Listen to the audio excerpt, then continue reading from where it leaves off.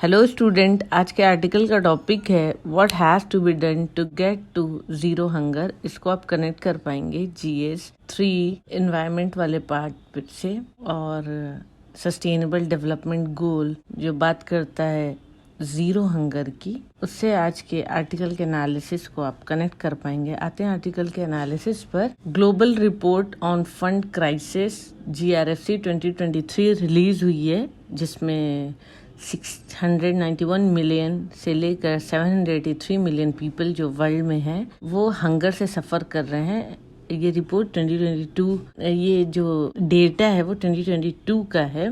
2 pandemic years हुए थे जिसमें ग्रोथ जो है फूड इनसिक्योरिटी की रिकॉर्ड नहीं की गई है। 2022 का डेटा बताता है कि जो फूड इनसिक्योरिटी है वो प्री पेंडेमिक 2019 जो वक्त था उससे ज्यादा है। इस साल रिकॉर्ड किया गया है कि हिस्टोरिक मूवमेंट क्या इम्पैक्ट होगा उसका असेसमेंट भी किया गया है। पेंडेमिक और उसके बाद इकोनॉमिक क्राइसिस और जो वॉर हुआ था यूक्रेन में, इन सारी वजहों से सप्लाई डिसरप्शन हुआ, प्राइसेस ऑफ फूड बढ़ गए और जो भी एग्रीकल्चर इनपुट्स थे उनके भी। तो GRFC को प्रोड्यूस करते हैं फूड सिक्योरिटी इंफॉर्मेशन नेटवर्क और इनको सपोर्ट करते हैं global network against food crisis. इसमें इन्वॉल्व हैं 16 पार्टनर जिनका आपस में एक जॉइंट कंसेंसस बेस्ड असेसमेंट होता है और ये असेस करते हैं एक्यूट फूड इनसिक्योरिटीज इन कंट्रीज। फूड सिक्योरिटी अगर देखें कि क्या है, क्या फूड सिक्योरिटी, तो अगर ये डिफाइंड हुआ था वर्ल्ड फूड समिट 1996 में, जहाँ पर कहते हैं सभी लोग और किसी भी टाइम पर फिजिकल और उनको इकोनॉमिक एक्सेस हो सफिशिएंट, सेफ और न्यूट्रिशियस फूड की, जो मीट करे उनकी डाइटरी नीड को जो वो खाना चाहते हैं और जो उनके फूड प्रेफरेंसेस हैं एक्टिव और हेल्दी लाइफ के लिए। प्रेवलेंस है मॉडरेट और सीवियर फूड इनसिक्योरिटी का, पॉपुलेशन फूड इनसिक्योरिटी का बेस्ड है फूड इनसिक्योरिटी एक्सपीरियंस स्केल पर FIES। तो उसकी की फाइंडिंग क्या है? ग्लोबल रिपोर्ट स्टार्ट होती है क्वालिफाइड एजर्शन से, जहां पर हंगर अब अलार्मिंग अपवर्ड पाथ पर नहीं है, बात करें अगर ग्लोबल लेवल की, लेकिन फिर भी प्री पेंडेमिक लेवल से अभी काफी ज्यादा है। और अगर बात करें sustainable development goal 2 zero hunger की, तो अभी वर्ल्ड को काफी वक्त लगेगा इस चीज को अचीव करने के लिए। अगर ग्लोबल कॉन्टेक्स्ट की बात करें पहले और जिस वक्त ये असेसमेंट हुआ है तब, तो अगर अटेंशन अगर हम दें तो जो फेनोमेना इंक्रीज हुआ है वो है अर्बनाइजेशन का और उसका इफेक्ट हुआ है फूड सिक्योरिटी पर। अर्बनाइजेशन से लोग क्या किए, गाँव से शहर के तरफ गए और कहीं ना कहीं जो एग्रीकल्चरल इकोनॉमी थी उसको लॉस हुआ। इसकी वजह से फूड इनसिक्योरिटी बढ़ गई। न्यू एस्टिमेट जो FIES का है, उनकी रिपोर्ट के अकॉर्डिंग 2022 में कोई भी प्रोग्रेस नहीं हुआ फूड इनसिक्योरिटी का ग्लोबल लेवल पर, लेकिन एक शार्प इंक्रीज हुआ है 2019 से 2020 तक। Global moderate to severe food insecurity जो थी वो चेंज नहीं हुई है 2 साल लगातार अगर देखते हैं, और वो अभी भी काफी ऊपर है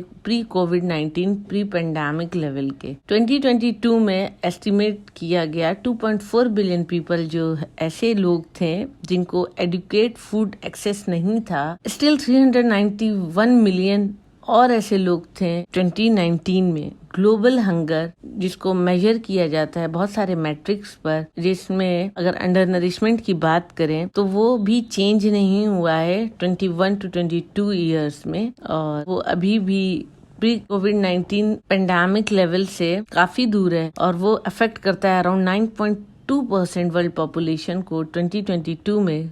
अगर उसका कंपैरिजन करें 2019 से जो कि 7.9% था। ऐसी रिपोर्ट की फाइंडिंग है। इन कुछ गुड न्यूज भी है। स्टंटिंग जो कि एक अनदर की मैट्रिक है हंगर को लेकर, फूड इनसिक्योरिटी को लेकर, तो कंडीशन जो है वो स्टंटिंग की अगर बात करें तो किसी भी पर्सन की अपने एज के हिसाब से अगर उसकी हाइट उतनी नहीं है, वो जो चिल्ड्रन है वो स्टंट कहलाएगा। तो अगर अंडर 5 ईयर ऑफ एज देखें उसमें काफी डिक्लाइंड हुआ है।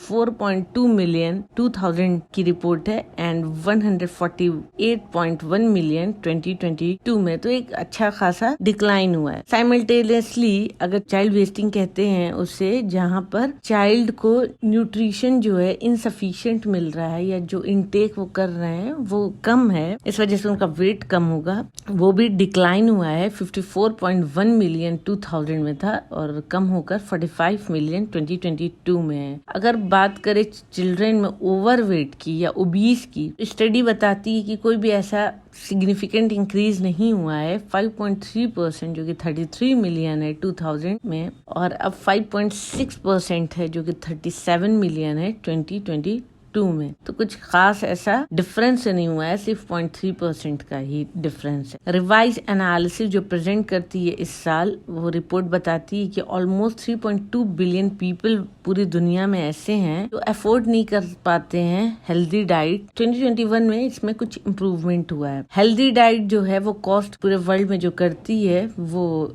बढ़कर 6.7% हो गई है बिटवीन 2019 एंड 2021, और ये प्रोजेक्ट करती है ऑलमोस्ट 600 मिलियन पीपल जो हैं वो क्रॉनिकली अंडर नरिश्ड हो जाएंगे 2030 तक। तो वर्ल्ड 2030 में जहाँ सस्टेनेबल डेवलपमेंट गोल है कि 0 हंगर कर देंगे, तो वहाँ पर लोग अंडर नरिश्ड होंगे काफी ज्यादा। 600 मिलियन पीपल पूरे वर्ल्ड वाइड अंडर नरिश्ड होंगे। उनको खाने पीने की चीजें सही से नहीं मुहैया होंगी, सही से नहीं मिलेंगी, जिसकी वजह से वो अंडर नरिश्ड होंगे। रिपोर्ट ने कुछ रीजन फाइंड आउट किए हैं जो रिस्पॉन्सिबल है फूड इनसिक्योरिटी के, जिसमें slowing down, lockdown, economic downturn और भी जो पैंडेमिक रिलेटेड डिसरप्शन हुए थे 2020 में, जिसकी वजह से लोगों की जॉब गई, इनकम कम हो गई, बहुत सारे लोगों की यूक्रेन वॉर और भी जो गवर्नमेंट की पॉलिसीज थी पूरी तरीके से फेवरेबल नहीं थी लोगों के लिए, और बढ़ता हुआ अर्बनाइजेशन, और जिसकी वजह से अर्बनाइजेशन एक बहुत बड़ा फैक्टर है जहाँ पे एग्री फूड सिस्टम जो है वो चेंज हो रहा है, वो कम हो रहा है।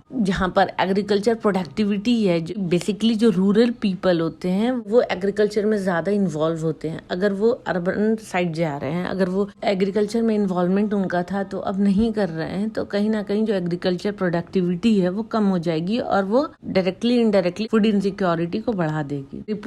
अगर रिपोर्ट के हिसाब से कंपैरिजन करे फूड इनसिक्योरिटी का रूरल, पेरी अर्बन और अर्बन पॉपुलेशन में, तो वो ऐसा रिपोर्ट की फाइंडिंग पे कह सकते हैं कि ग्लोबल फूड इनसिक्योरिटी जो है वो कम है अर्बन एरियाज में कंपेयर टू रूरल और पेरी अर्बन। अब सोल्यूशन क्या है? ये सोल्यूशन जो है वही हमारा वे फॉरवर्ड है, क्योंकि कोई भी अगर आप क्रिटिक करते हैं, अगर उसमें सोल्यूशन या वे फॉरवर्ड नहीं देते तो आपका आंसर भी मीन्स का कंप्लीट नहीं होता है। ये रिपोर्ट हेल्प करेगी आइडेंटिफाई करने में कि वनरेबल सेक्शन या पॉपुलेशन का जो वनरेबल ग्रुप है वो कौन है। ये रिपोर्ट एक एविडेंस की तरह है जिसकी बेसिस पे हम एक इन्फॉर्म डिसीजन मेकिंग कर सकते हैं, इफेक्टिव एक्शन ले सकते हैं और किस पर्टिकुलर ग्रुप को उनको टारगेट करना है उन्हें देख सकते हैं और उसी हिसाब से पॉलिसीज और प्रोग्राम्स को बना सकते हैं। ऑथर ने ऐसा रिकॉर्ड किया, अगर साउंड न्यूट्रिशन है जो कि एक फंडामेंटल है अचीव करने में सस्टेनेबल डेवलपमेंट गोल, और वो एक गवर्नमेंट की पॉलिसी का सेंट्रल एरिया होना चाहिए और इसको सपोर्ट मिलना चाहिए सिविल सोसाइटी का और प्राइवेट सेक्टर्स के भी। सिविल सोसाइटी के और प्राइवेट सेक्टर को भी इनका सपोर्ट मिलना चाहिए। कुछ रिकमेंडेशन है जिसमें इंक्लूड करते हैं कि सपोर्ट करें एक हेल्दियर फूड आउटलेट्स जो इनेबल कर पाए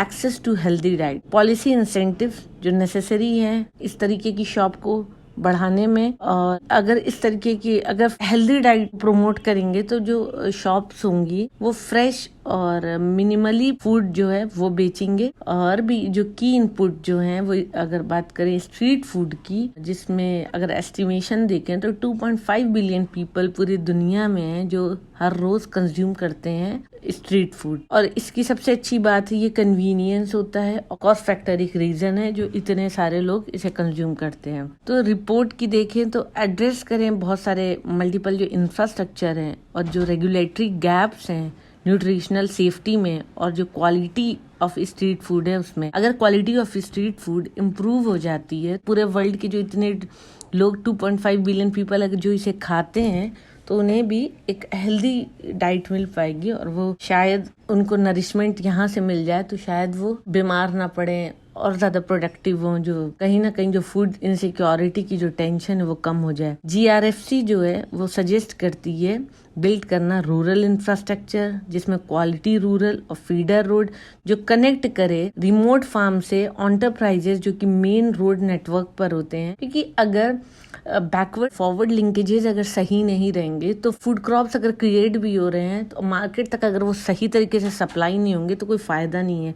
तो इस वजह से फीडर रोड को जो कनेक्टिंग रोड्स हैं उनको सही करने की जरूरत है और पब्लिक जो इन्वेस्टमेंट है वो सपोर्ट करें इस लिंकेजेस को। जो स्मॉल फार्म या स्मॉल और मीडियम एंटरप्राइजेस हैं जिसमें warehousing, cold storage, dependable electrification, access to digital tools and water supply, क्योंकि ये सारी चीजें नीडेड है। अगर वेयर हाउसिंग, कोल्ड स्टोरेज अच्छा है, इलेक्ट्रिसिटी सही है, पूरे टाइम इलेक्ट्रिसिटी है, तो फूड को खराब होने से बचाएंगे और ये हेल्प करेगा फूड इनसिक्योरिटी को कम करने में और फूड सिक्योरिटी हमारी इंक्रीज कर देगा। बहुत सारे टाइम पर ऐसा देखा गया है कि जो रोल है लोकल गवर्नमेंट का वो बहुत इम्पोर्टेंट हो जाता है और वो फंडामेंटल एक्टर की तरह हो जाते हैं। अगर लोकल गवर्नमेंट जो कि एक फंडामेंटल एक्टर है, बहुत से लेवल पे काम करते हैं, वो मल्टी स्टेक होल्डर हैं, अगर वो अपनी पॉलिसीज और ये इफेक्टिव भी प्रूव हो सकते हैं, तो उनकी जो एसेंशियल पॉलिसीज हैं अगर वो इस तरीके से इम्प्लीमेंट करें जिसमें हेल्दी डाइट हो सभी के लिए और हर लोग उसको अफोर्ड कर पाए, तो काफी हद तक जो हंगर है वो कम हो पाएगा, लोग भूखे नहीं मरेंगे। तो ये था आज का आर्टिकल का analysis. Thank you for watching my video. Please share, like and subscribe.